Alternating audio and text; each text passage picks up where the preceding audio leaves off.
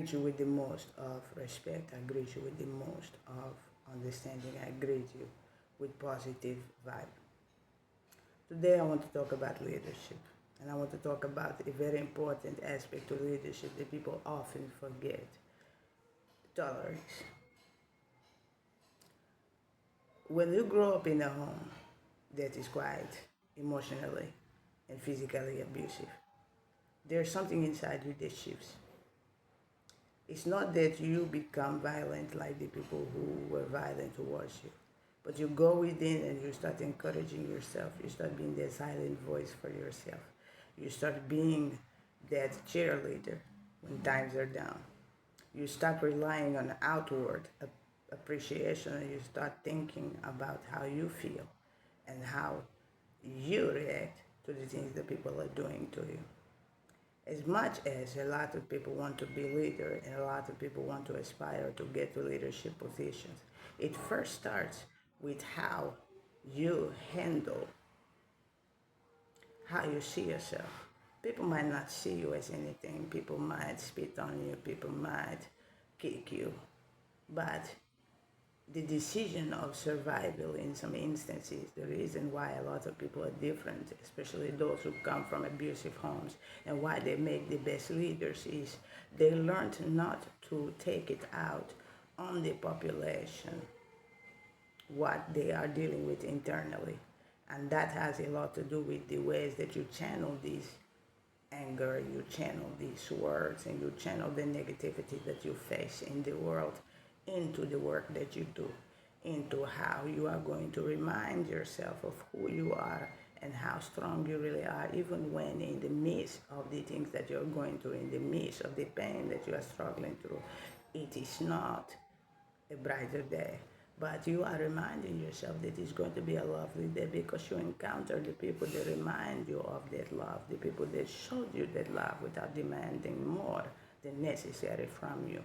So even though a lot of nations are looking for leadership, even though a lot of nations are counting on other people to come and help them direct their path and help them find a way out of the rut that they seem to have gotten themselves into, without them going inwards and looking at how they're treating people of their own race, people of their own color.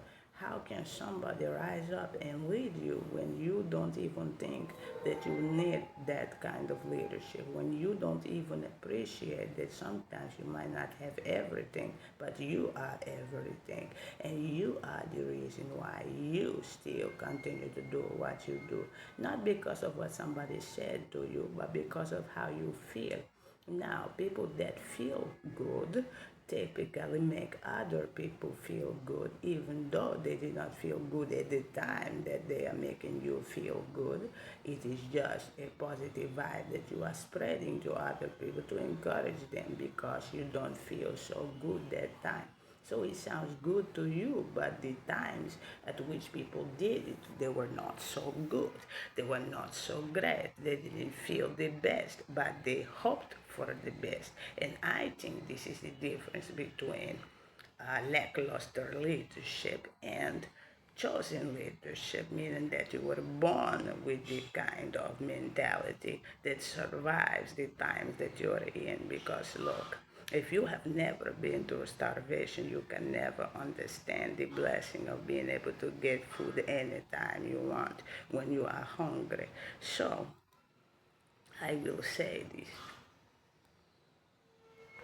If you want a leader, you must first let the leadership in you rise. And for it to rise, you must first stop looking at other people and judging other people the way that they live their lives. You must first focus on your own direction in life, because the reason why they're still here is because they did focus on that. They did focus on that. Yes, I might have grown up in a home they didn't appreciate me, a home that wasn't homely for me, but I create the same thing for you. do I create something that you will be proud of, and you will have your own space to develop. Other people encroach their space. Other people seem to never give them space to develop, never give them opportunity to spend as they want. They belittle them, and then they expect them to be their leader.